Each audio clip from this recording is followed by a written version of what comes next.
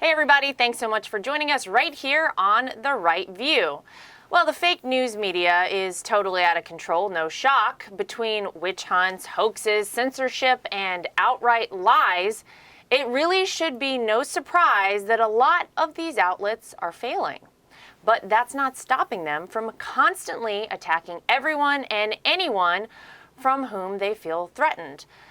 Or quite frankly, who goes against their narrative, or who is simply in the way of them pushing their agenda. Now, as you can imagine, none of us in the Trump family are unfamiliar with these type of attacks. They've become commonplace for us. Luckily, tonight, we have the privilege to be joined by one of the media's biggest targets, my husband, Eric Trump. Ladies and gentlemen, welcome back, honey. I am one of the biggest targets, unfortunately. Yeah. Fortunately or unfortunately. Well, you know, here's the thing, is that we have become so used to this. If you don't experience it, you don't understand that the way the media, by and large, manipulates a story, the false narrative that they try to push forward, the way they attack us. If you haven't experienced it or you aren't close to somebody like us, you just would believe what they put out there. Now, fortunately, there are about 75 million Americans who I think saw how bad the media had become. Now, one of the most recent examples of these attacks from the left was just this past weekend when the fake news media attacked a charity organization that rescues dogs. Now, I happen to play an incredibly small role in this organization. They asked me to be their honorary co-chair starting in 2018. They have been having events at Trump properties from well before 2018.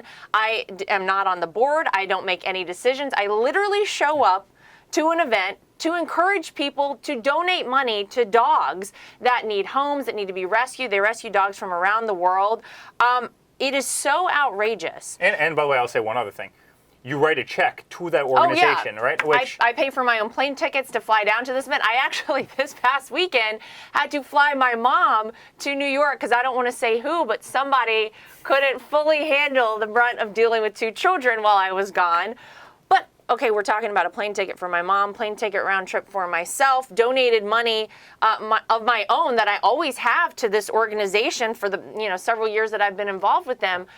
And then the fake news media, Huffington Post, again, no shock, put out this really ridiculous story that suggested that because I was this honorary co-chair, that I was, quote, funneling money from this dog charity to your dad, to Donald Trump. Like, are you kidding me? This stuff is so crazy. And here's the thing, and I know you feel the same way. We can take it. We always do. But here's where I have the problem. I have the problem when it impacts other people, when it impacts charities, and no one knows better about that than you. Yeah. Because in the beginning of your dad being president of the United States, I think before he even took office, after he was elected, you were forced to step away from a charity that you started at 22 that raised money for children dying from the most terrible diseases known to mankind.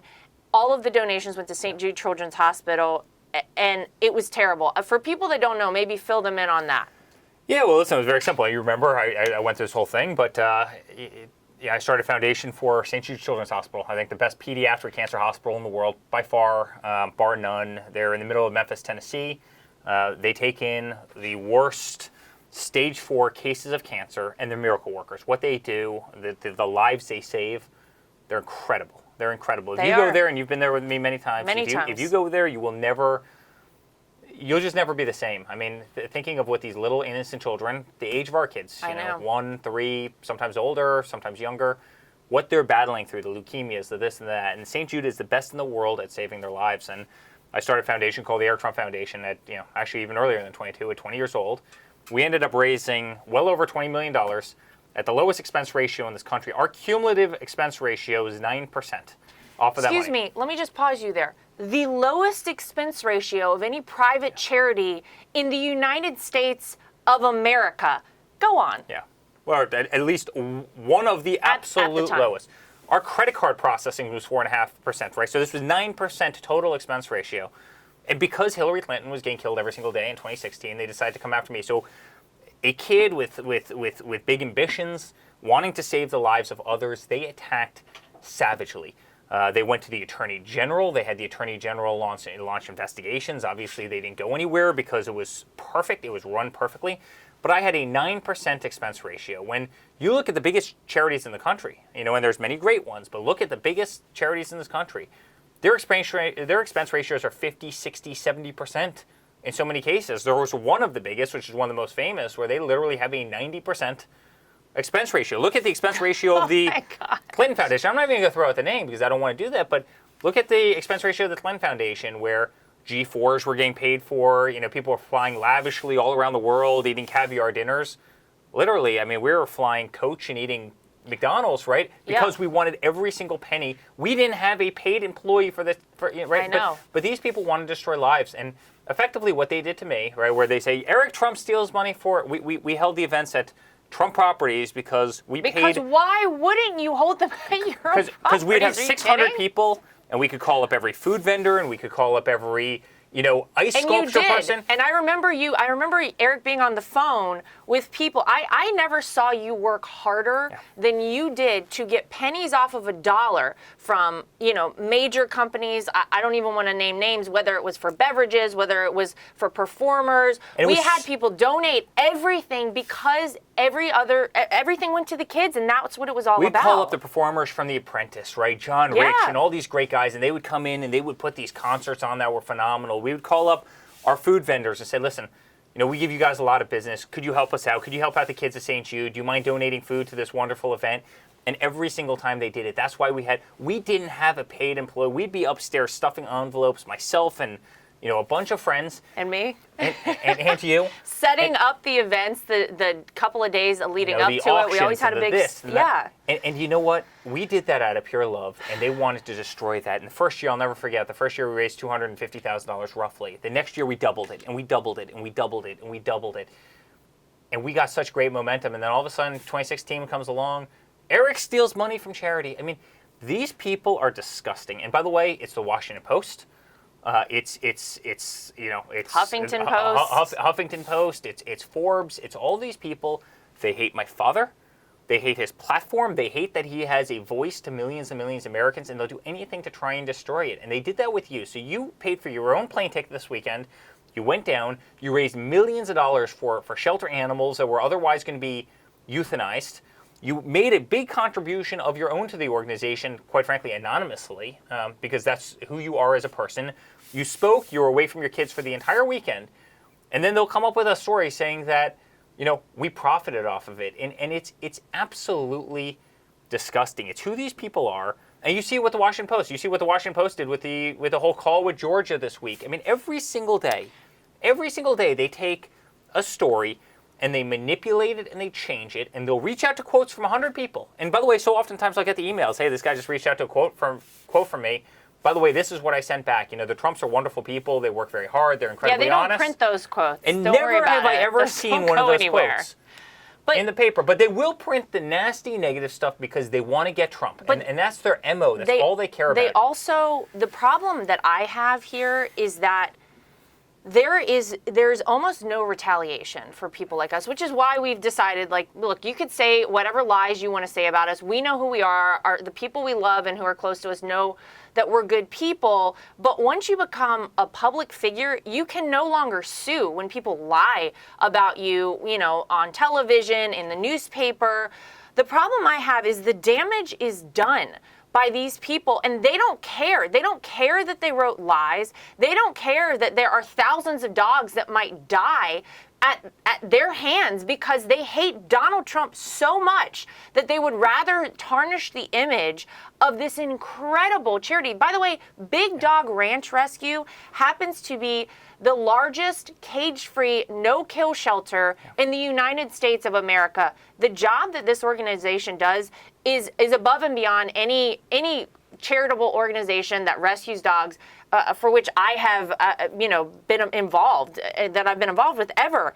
And it was an honor to go down, but that's the problem, is it doesn't even matter now if they write a retraction. They don't care. No, but here's done. what happens. And look at the Mueller, look at witch hunt, look at Russia, look at all these things, right? Russia was a total hoax. It came out that was a total hoax. Mueller found absolutely nothing, right? I mean, they found out that it was a fake dossier that was paid for by Hillary, that was paid for by other political operatives. And guess what?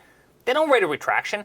They literally, there were people that won Pulitzer Prizes for their journalism writing about the Russia investigation, an investigation that was based on nonsense. Sort of like the Emmy winner, Andrew Cuomo. When do they give those back? When do they give those back? When do they apologize? And by the way, I can't tell you, honey, how many times you've seen it. How many times they've written there was an article by the Washington Post, right? The Washington Post is probably the worst of all, right? They've never written a single nice story about my father, and it's owned by Jeff Bezos and Amazon, and he hates my father because my father didn't believe in many of the kind of monopolistic things that they were doing. So every single day he hammers them. And you know what's really interesting? Every senator that will bow down to Jeff Bezos, he'll put on the front page, and they'll get these beautiful glowing articles, but yet a man who creates peace in the Middle East, and a man who cuts taxes, the largest taxes, and the person who has the lowest African-American unemployment, and the person who does the greatest with the stock markets, and the person who puts the most people to work. Fights for unborn children, and everything else that my father did, right? You know, rebuilds the military, takes care of our vets. They will bash him every single day because he's not in the pockets of the wealthiest business owners anywhere in the world. That's why they have... Jeff Bezos doesn't own the Washington Post because he likes journalism, that he thinks that the media is going to make him serious money. He owns a Washington Post for influence, so he can pick apart the people he doesn't like, and frankly, so he can control them. He knows that if any senator or any congressman votes against his interests, guess what? They'll be on the front page of the paper the next day, and they'll get absolutely pummeled because of it. And it's sickening that people don't see this. But the Washington Post did this article. I'll never forget it. My father happened to be in L.A., and I happened to be overseas somewhere. In fact, I think we were in the Caribbean together. It's like one of the few days that you and I have ever gone away. Wow. And there's an article that Eric Trump rubbed shoulders with local zoning officials in California. I'm in the Caribbean, and we're talking about 3,000 miles away. You know, while President Trump visits property, and I'm reading this on my phone, and it's literally one of the few times we do a little I know, I don't even remember when this happened. And sounds like a great trip. I hope sure I enough, enjoyed it. I write to to one of the writers of the story, who's just a terrible person. I mean, it's just terrible. I told him, I go, I'm not even in the state. I haven't been in the state at all. They don't care. I'm not on the trip. Excuse me, they don't care. When they do the retraction, that will be care. a front page story. When they do the retraction, if you're lucky, meaning the 1 in 100 times they'll actually do the retraction, you know where it ends up? It ends up on the dead last page. If you even get lucky and you even get a retraction, it doesn't matter. It ends up on the dead last page, and it's disgusting and it's sickening.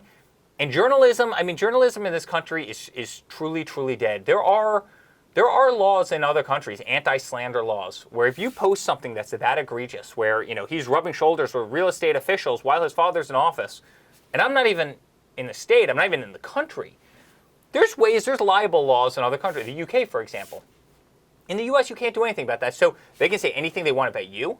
They can take a charity and they can say they paid Mar-a-Lago $250,000. Guess what?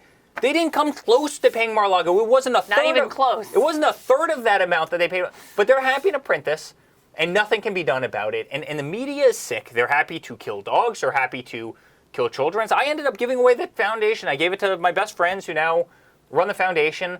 When I was raising literally $3-4 million a year for dying children. But that's the thing, is look, you would think that there could be something that brings us all together, that we can leave politics out of. My goodness, I don't know. Saving kids with cancer, rescuing dogs that are bound for euthanasia or abused beyond belief. You would think that there would be some things that would be off limits. There would be some things that would bring us together. And look, you and I have never taken a penny from a charity. In fact, I'm happy, and we don't talk about it when we do it, by the way, because we don't need the accolades, we don't need the acknowledgement. We do it because we like doing it, and it's the right thing to do, and it feels good.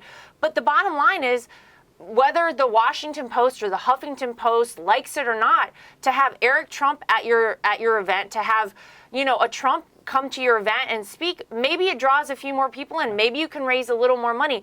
I know that the Eric Trump Foundation certainly raised more money when you were in charge of it, when your name was on it, than it does now under its new name. And that's because, you know what, whether they like it or not, the name draws people in, and they'll donate more money to good causes. But these people are so obsessed with hating your dad, with hating everything that he's done.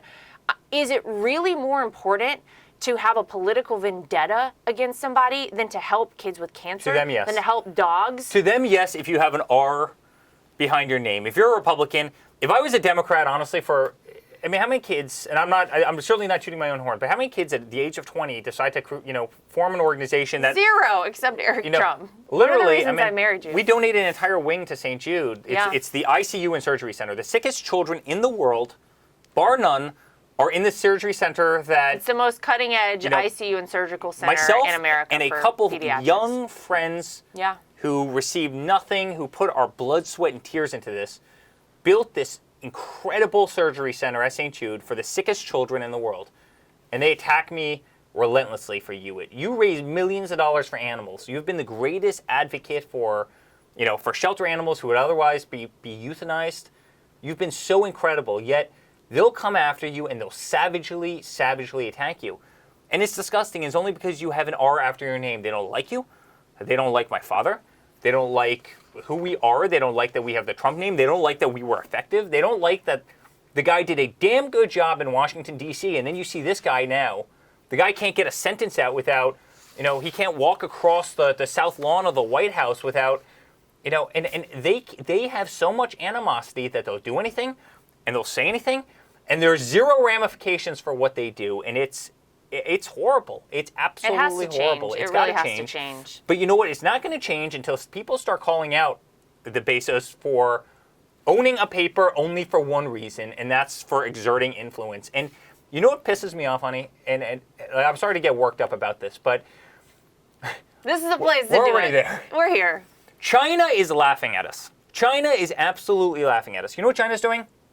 They're focused on building the biggest navy in the world. They want to dominate our Pacific fleet. There's no question about this. They're trying to build intermediate range ballistic missiles to sink aircraft carriers and other, right?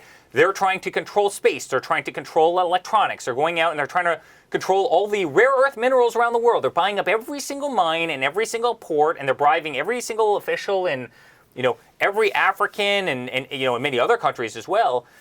They're trying to buy up the entire world. They're spying on us. They're stealing our plans for our fighter planes. They're hacking into our companies. They're ripping off our technology. They're stealing our manufacturing.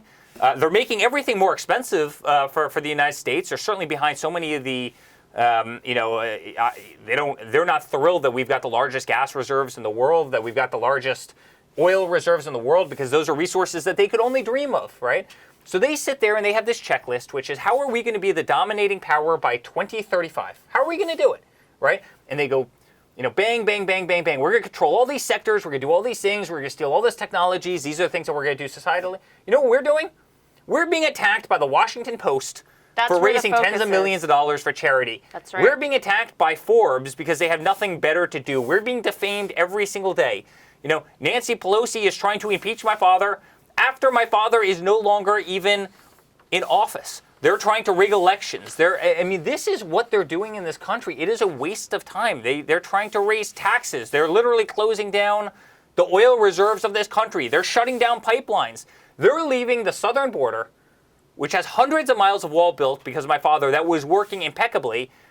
They'll have the wall slats sitting there like my phone is on the ground. Like on the ground. They have to put up 2 more slats of wall or 3 more slats of wall.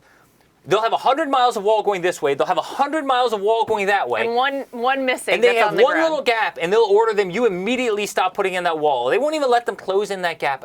These people are truly sick, and China is going to eat our lunch. If this is the attitude of this country, under the Biden administration, under the corrupt media, China will absolutely be eating our lunch. We don't stand a chance against them. We better get our priorities in line. We better get honest about the true issues of our country. We better have fair journalism, because that's what's supposed to separate us from these other, countries around the world, these other third world countries, these other places of communism that lack law and order. Yeah, they're called banana republics. That's what's supposed to separate us from them.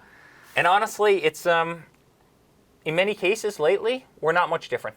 We're not much different. Normally we take a commercial break, but I feel like we're on such a roll here. I'm just going to roll right through this with my husband, Eric Trump, here joining us if you've just joined. it came out yesterday, and you brought this up a few minutes ago, that there was an absolutely fabricated phone call between your dad and the Secretary of State in Georgia. And the Democrats, of course, pounced right on this. This is what allowed for the second impeachment hoax. It's really outrageous. Of course, Washington Post used an anonymous source that reported that your dad pressured the Georgia Secretary of State's chief investigator, Frances Watson, to, quote, find the fraud, promising that she would soon be a national hero. Now, outlets, of course, we know how this goes. One outlet posted, they all run behind it, and then nobody fact checks, nobody cares. All these outlets, ABC News, PBS, USA Today, CNN, all these outlets pick up the Washington Post story. They run articles with the fraudulent quote emblazoned in the headline, and now it comes out that it was all fake. Yeah, they made all of this up. They did not have the actual transcript of the phone call as it happened. They just picked apart pieces that they liked. Do you think they're going to be called out on this? Are there any ramifications for these folks? No, there's no ramifications for them, because if you're a public figure in this country, it's very tough to sue. It's very tough to sue for slander. I mean, the rules don't apply to you, and we have a First Amendment right in this country, and there's nothing more important. Meaning, the First Amendment is the First Amendment for a reason, right?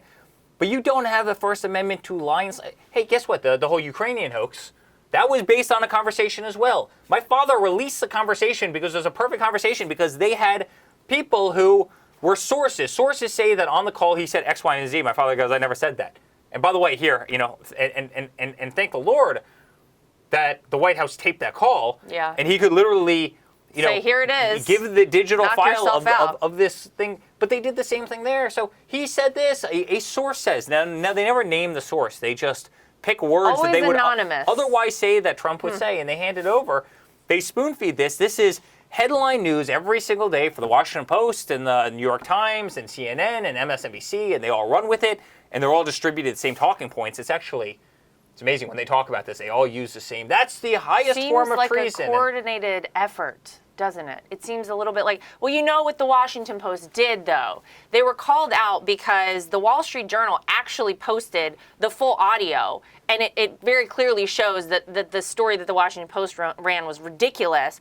Now, all they did, the Washington Post, and this is all they do, and this is all they will ever do, is put at the top of the story a little like asterisk, some of this was misquoted. Well, the damage is done, and they don't care. They really don't care what they've done. They won't run that retraction on the same placement as the article was originally in, right? They won't do it. They'll stick it at the very, very back, or as you said, they'll put the little asterisk in there, and guess what? They got their clickbait, and that's all these people are looking for. That's right. They got their clickbait, and the damage is done.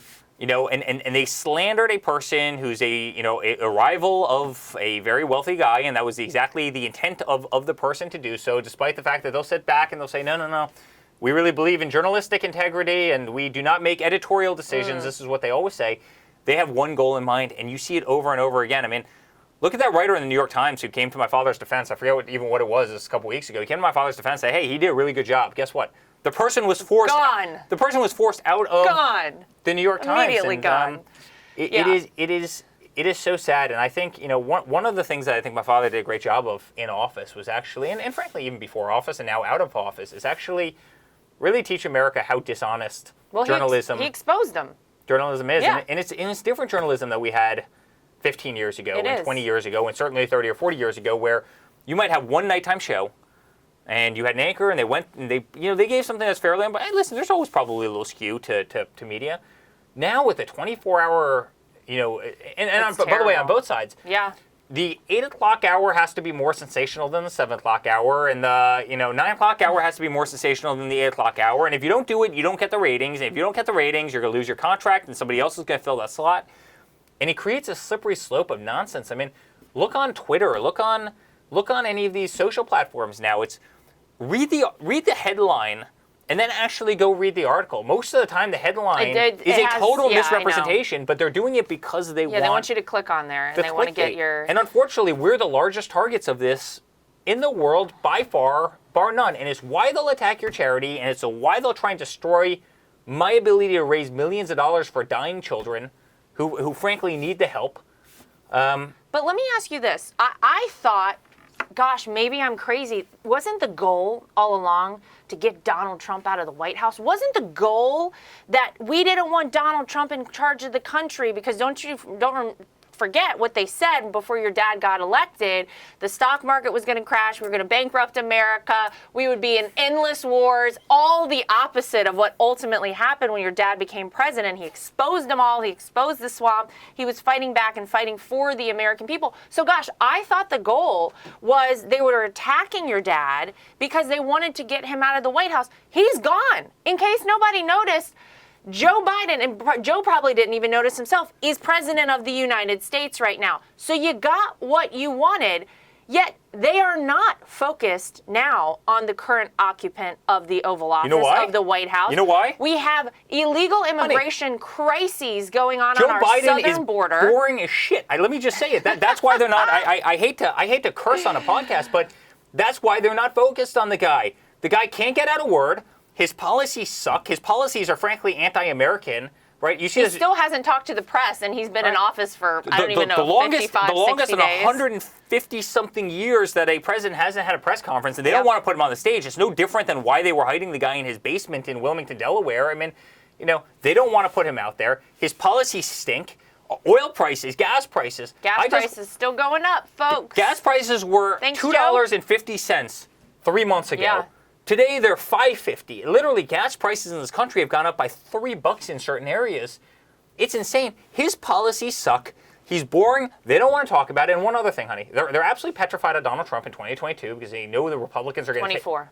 No. They're petrified of him in 2022 because they know using his influence, right? We're going to take back the House. Because not only are we going to take back the House, so many of the people who were never really, kind of the rhino Republicans, they put themselves into retirement, and you're going to have a new crop of people come in who are even going to be stronger than the House you have. So not only will you have the House, but you're going to have a stronger House, right? So that's one thing.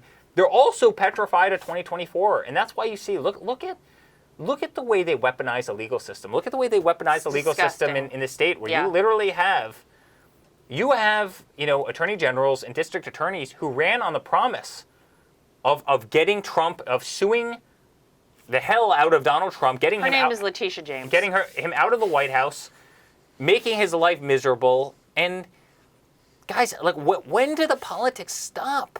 When do they stop? Like, it's one thing to say, listen, I think we should build a pipeline, and and I don't, and I think we should use solar panels, and I think we should use natural gas. All right, fine, those are reasonable arguments, but at what point do you have to be so perverse, that the level of hatred toward your opponent, it's so bad for the country. And again, I hate to go back to the China thing, but our adversaries around the world are laughing at us. Oh my gosh, of course they are. We look ridiculous to them. We look like complete fools that they're focused on a dog charity instead of the fact that we have Border Patrol who is begging for help on our southern border. We have facilities that are at over 700% capacity on our southern border because Joe Biden invited everybody in the world into America when he ran for office. He said, we got an open border, we'll pay for your health care, bring everybody in. We got caravans of people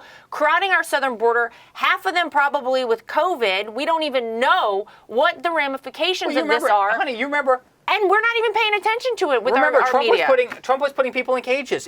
Now, oh, God. The most humane thing about immigration under my father is no one was making the trip north because they knew it was going to be much tougher. That's actually a very humane thing, right? Yeah, because this trip, by the way, is so dangerous and so treacherous. We've all seen the videos and photos of these children that are drowned in the Rio Grande as they're crossing.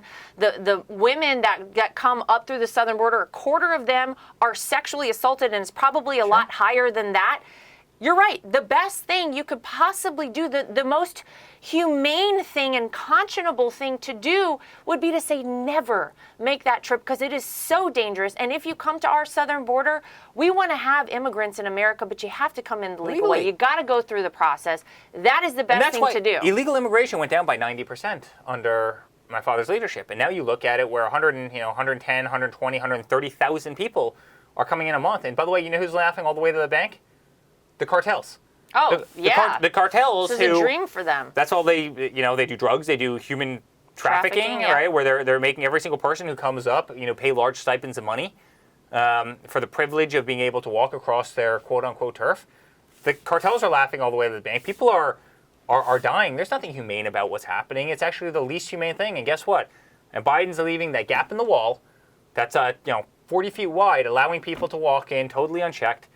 It's disgusting. It's disgusting. And you know what? The media ignores it. They say, yes, they're very humane. These facilities are very humane. Yet, under my father, when you had 1/10 the amount of people in there, they were called locking kids in cages. And but I think it's got to stop. It has to stop. Look, the reality is, you kind of alluded to this. The media needs your dad. The mainstream media is desperate to keep Donald Trump around and to talk about him because Joe Biden is boring. Joe Biden doesn't give them anything. The greatest is when your dad used to come out on the way to Marine One and say, okay, let's go. Who's got a question?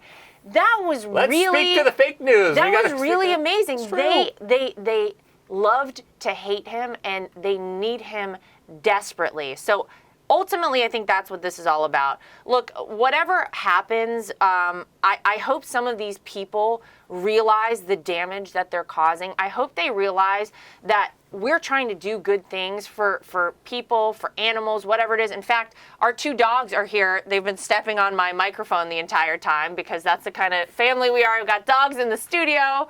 But truly, it's so disturbing to see what has happened, the lengths that they'll go to. I hope some of these people have a bit of a conscience. I hope when they lay their heads down at night, they realize that you might think you're hurting our family. You're ultimately hurting kids with cancer. You're ultimately hurting, dogs out there that otherwise could be rescued, that would have great homes. We don't do these things to get attention. We do them because they're the right things to do. So with that said, I want to say thank you to my husband, Eric, for joining us today. What a great conversation. No commercial break. We just went straight through because it was so good. And we hope that you'll come back and visit us very soon. Thank you, honey. I love being on your show and I love you very much. Oh, thank you very much. All right, everybody. Well, that'll do it tonight for us right here on The Right View. We will see you back here next time.